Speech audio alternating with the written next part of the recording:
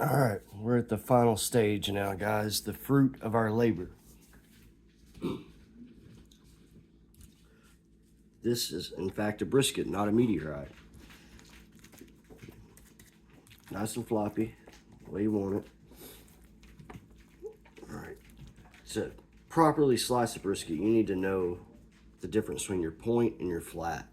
The flat is usually thinner. This one is very nice and even. This is why I trimmed it so excessively too. It's, almost perfectly even. The point's usually thicker, but it's aerodynamic where you don't have any burnt edges. Nothing's gonna go to waste here. But once you get to the stage where you're done, you pulled it, I can't emphasize enough how important the rest is. Like, I did 2 briskets. This one's still wrapped. I pull them when they hit 203, 205, and also again by feel, not just temp. If it feels tender when you probe it, then you're probably good. But even then, I pull it and I put it in the oven as low as your oven will go. Most ovens only go like 170, 180. 140, 150 is actually ideal, but most ovens, again, won't go that low. So what I do is I just put it on like 180, let my oven hit 180, and then just turn it off, keep the door shut, don't mess with it. You can also wrap it in a towel. I use that method many times, where I would keep it in the brown paper, but I would wrap it in a really thick towel. Little advice, don't use your wife's best pretty white towels for this. I had like a solid black towel that I was given permission to use. That was my designated one towel I used for this. But wrap it in a thick towel like that, and then you can set it in like an ice chest, or like the oven again. Just don't turn the oven on.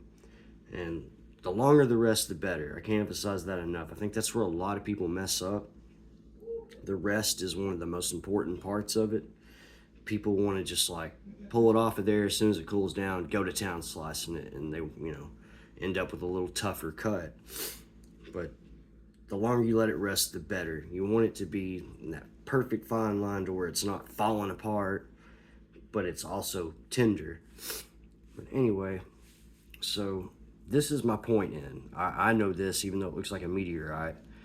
That's your fattier end. This is really important on how you slice it, because the point and the flat have exact opposite grain. So you're going to slice the point this way, whereas the flat you're going to slice like this. So the first thing you do is always cut your brisket in half.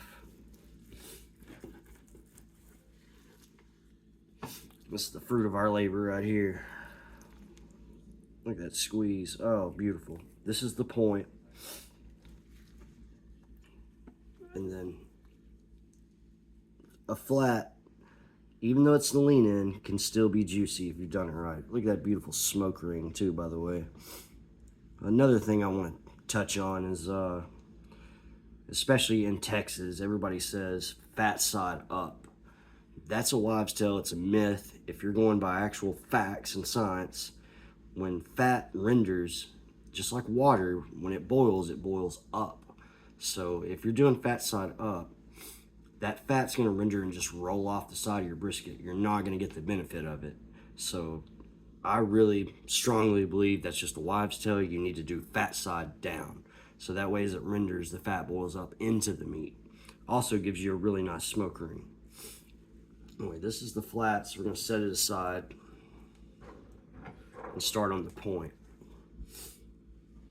By the way, whenever you unwrap it really carefully, don't waste any of those beautiful juices. That's au jus, which actually in French means its own, like its own drippings. That's not fat, that's actually au jus. You can tell by the dark color of it, where the fat's just going to be the kind of clear, different texture even. The au jus is definitely something you don't want to waste. So your point, again, you go the opposite way of how you just cut it. Also, a good slicer carver knife is a good investment.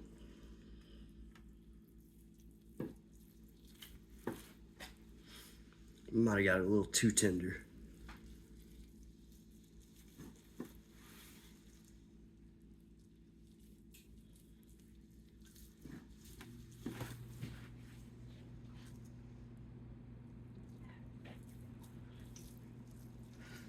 Oh yeah, it's extremely tender. Sometimes I go overboard on the resting part. Again, it's that fine line. You want it to be tender, but you don't want it to fall apart where you can't slice it, which a big part of that is letting it cool. You want to let the brisket cool down enough to where, the hotter it is, the more likely it is just to mush up and try to fall apart on you. Thicker slice also helps with that. If it seems like it's trying to fall apart on you, you need to slice it a little thicker. You can go a little thinner on the lean end, but the fat is so, fatty, it needs a thicker slice to keep it together.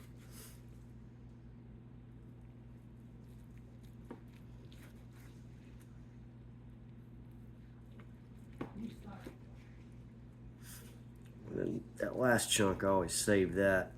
You want to cube that up. That's the cook's treat. The burn ends are the best bite on the whole cow to me. I'll save those and make them into nice cubes. Yeah, this turned out really good. Too tender is not really a problem.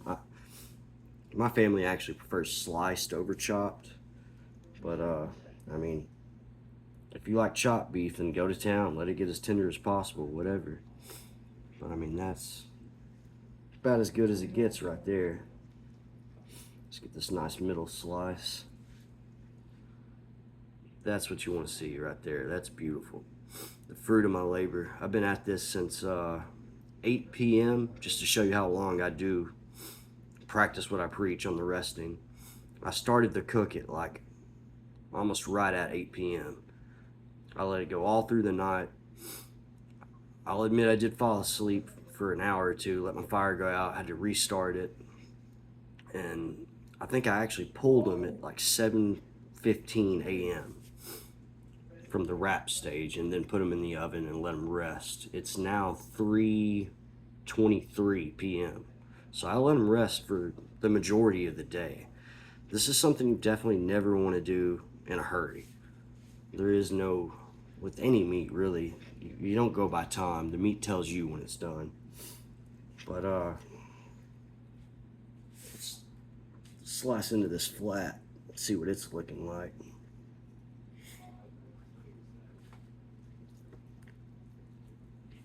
But yeah, that's what I was saying.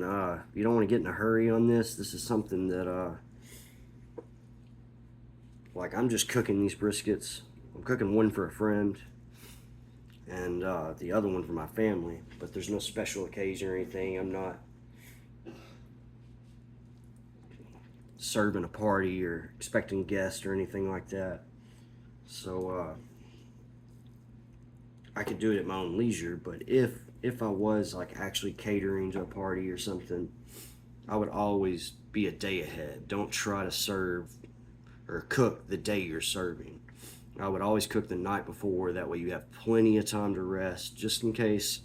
Like this, this came out really tender, but there's been times where I've unwrapped it, went to slice it just to find that I didn't give it a long enough rest, or I didn't hit the temp I needed to when I pulled it, and it was still tough, and I had to wrap it back up, stick it back in the oven, or slice it and wrap it, and let it rest or slow cook it more, wrap to the point of tenderness. You don't want to be in a bind and expecting 50 people over and you don't have the meal done like you were supposed to. Everybody's waiting on you. It's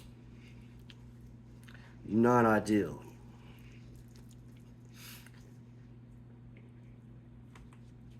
Get all this out of the way here.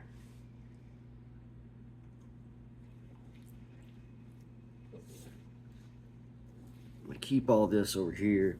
The stuff that falls apart, not the end of the world. That's what I save for chopped beef. I don't use a specific portion or chop a certain amount and slice a certain amount. I usually slice it all, and whatever falls apart on the side, that's my chopped beef. Somebody else wants it chopped, and it ain't no thing just to throw it back up there and chop it up some more. Again, man, that flat is beautiful. So now remember, the way we cut it when we first halved it, we're going to continue that slice. That's the opposite direction of the point. And you should be able to tell, if you've ate enough brisket at restaurants, you should be able to tell exactly what that grain's supposed to look like when you slice it. Like you can see the grain in there. Even that flat's wanting to fall apart.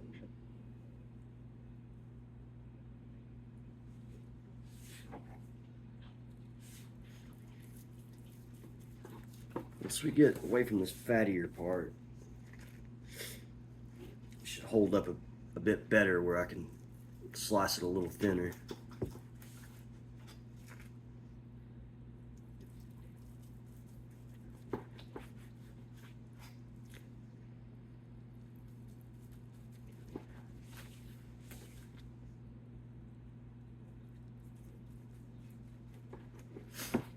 I usually slice mine fat side up because you don't want that fat cap on the bottom jiggling around when you're trying to slice. You kind of want that to be the first thing you're slicing through.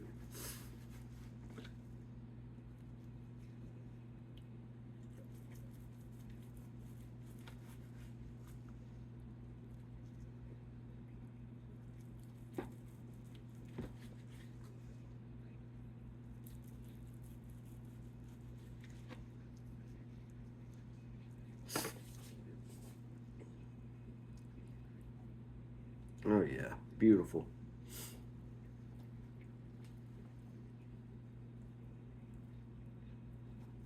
Try to get a piece here for an example.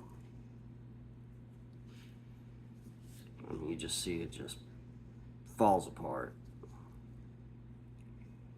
That's what you want to see. Anyway, that's pretty much it. That's how I do my brisket from start to finish. Anyway, appreciate you guys tuning in, watching, like and subscribe. If you like the content for more meat cooking videos, barbecue season is upon us. Peace.